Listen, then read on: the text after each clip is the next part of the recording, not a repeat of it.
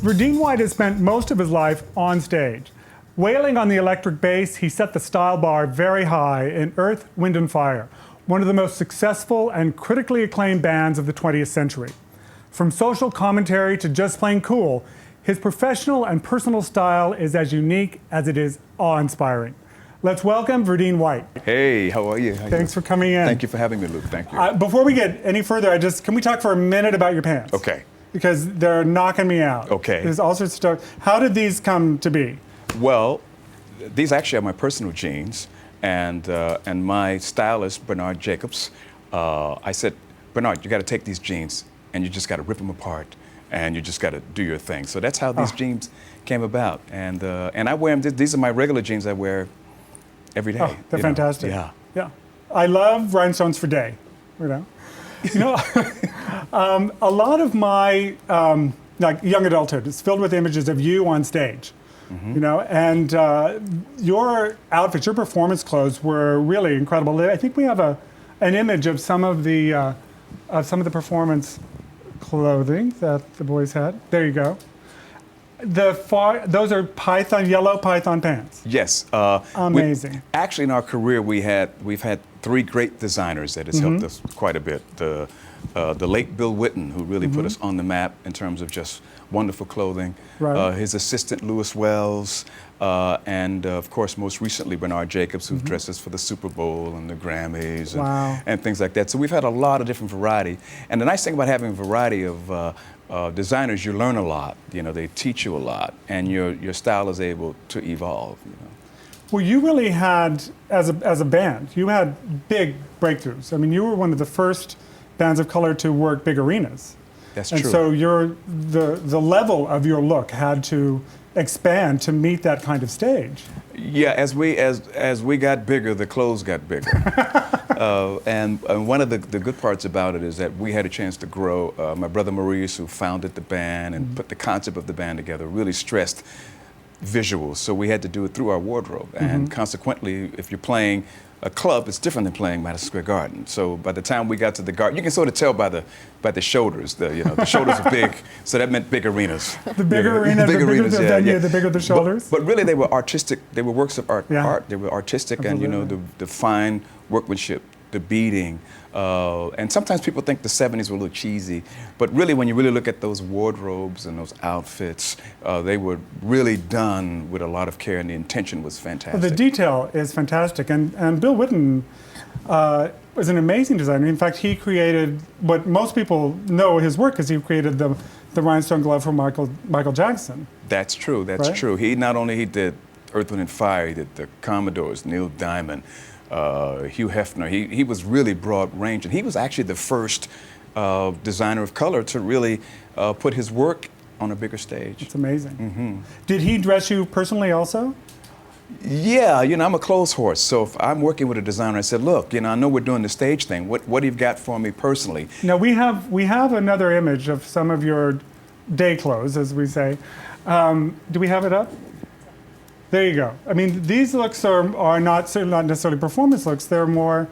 That tuxedo with the teal shawl collar is one of my favorites. Yeah, that's Bernard Jacobs picked that out for me, and he's so great. He almost can think things out before I do, and so I think that's an Yves Saint Laurent.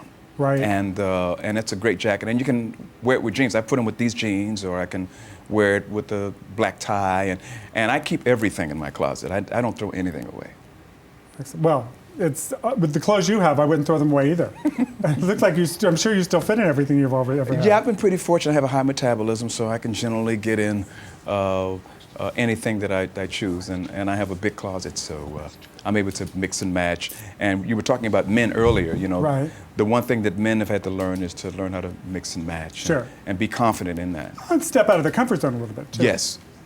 Right. Yeah, to be able to really learn how to put their clothes together and just do an array of ideas without really, overdoing it. Because, this doesn't just happen. No, you want to, it has to have purpose. If you know you're going to go out at night, you want to dress appropriately. If you're going to do a red carpet, you want to do that. If you have a meeting, you want to do that. So it's, there's a lot of ways to go, yes. Right. Well, I have an awesome question over here from the live streaming YouTube channel. It's from, I'm not sure how to pronounce this one, but For Hawigia, and she says, love Verdine's style.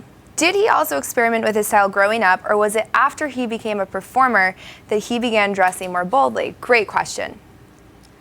Yeah, I tried to dress pretty good in high school, you know, because we had bands and things like that. But it's really when I came out to California that I really started to put it together, because I could see more things. And in California, a lot of freedom here, so it gave me an opportunity to say, like, I like this, I like that. And I was able to sort of kind of develop my own individual style. Right. Well, you weren't working on Wall Street, so you had a chance to step out a little bit. Yeah, I don't think Wall Street would have dug me, you know what I mean? I don't think the kind of clothes that I have would have worked too well in Wall Street. It kind of worked well for what I'm doing. Well, you know, there was a great deal for me, a great deal of social commentary going on to what Earth, Wind & Fire was doing. And it certainly showed up in your clothes, because I think that you were one of the first bands of color to really start working African-American motifs into your wardrobe. Is that right? Because we have a shot here, I think. Is it? Can we bring that up? Great. Yes. So this wasn't really being seen before you guys did it. Right, that's true. We kind of took it from the dashiki to really workmanship. It's like high art, like, you know, art that would be in museums or theaters. It was a really great way for Bill, and Bill would have like big boots, and he would sort of have like man skirts, you know, where a guy could wear a skirt, but it was still very masculine. And Bill was he was a visionary. So he opened us up, and he was just really fantastic in that particular look as well. Well, I think he really took care of you as performers, you know, and really gave you something. You know, the job of a designer, in my opinion, is to give the director or give the actor way more than what they possibly could have thought of themselves, so that it's a bigger version, you know, or a more perfect version or vision of the thing that has been written, or the thing that is being directed. Well, you know, with Bill, for us it was our first time, so we were trying to do the best clothes we could possibly do, and for Bill it was the first time. So we really were starting together, and us wearing his outfits and his wardrobe enabled us to really show what he was like. After we started wearing his clothes, all the other groups started hiring him, which was actually a great compliment to all of us, you know, and a great for the era. It really made the era great. The clothes, not only the music, but the clothes really helped the era tremendously. Absolutely. It was a definite moment of time where things, I think, were really exploding visually, you know, and just the poundage of rhinestones alone was enough to say that there was really a change going on. And culturally, too. It was a culture change. It was a big cultural shift that was going on. You know, we were wearing afros, we were wearing platform boots, you know, we were standing tall, you know, and we were writing about those things. And so that had a lot to do with the clothes, you know. Now, so you clearly are a fabulous dresser. Now, there are your favorite places to shop. Do you have some favorite places you like to go? Well, when I'm in New York, I love Bergdorf's, which I love.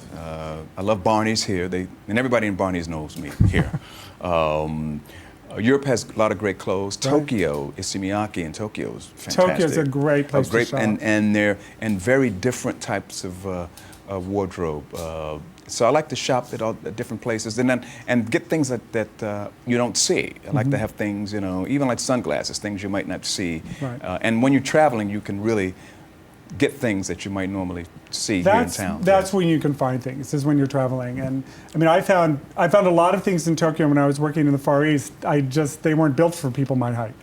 You know, and but the accessories there are so extraordinary that you could just load up with that. And you know, they're modern. The whole world has really become a modern cultural site for you to be able to buy clothes, shop, add them to your wardrobe, and really just broaden your palette of just clothes and colors and ideas and shapes.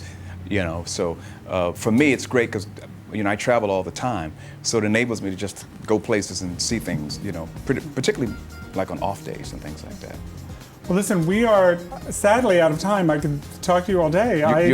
It's time to go already? I know, but I don't know how that happened. How did that happen? But the live streaming fairy godmother is just off camera, waving her wand at me. So, but I hope you'll come back and see us again. I will. Excellent. Okay. Thank you. Thank you.